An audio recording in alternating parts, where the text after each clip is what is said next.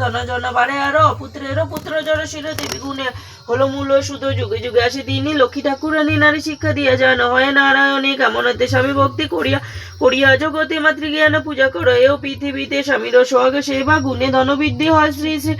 লক্ষ্মী রূপে শ্রী শ্রী বড়মা দেখালেন, তাহার সদাচারে থাকে ঘরে, লক্ষ্মী বাধার অনাচারে থাকে তাহা বিধিবাম হয়, প্রভাতের চড়া জাতি সন্ধ্যা দেহবাতি, লক্ষ্মী বলে তার দ্বারে আমার অবসতি, যে সংসারে সর্বদায় ঝগড়া ঝাঁটি হয়, লক্ষ্মী ছেড়ে চলে যায় জানিও নিশ্চয়, যদি কোনো নারী উঠে সূর্য উঠার পরে সে গিয়ে সর্বদায় রোগ থাকে বরে, নিত্যানীতি গিয়ে কর্ম যদি না সে করে, লক্ষ্মী মাতা বিপরূপ হয়ে ছেড়ে যাবে তাহারে।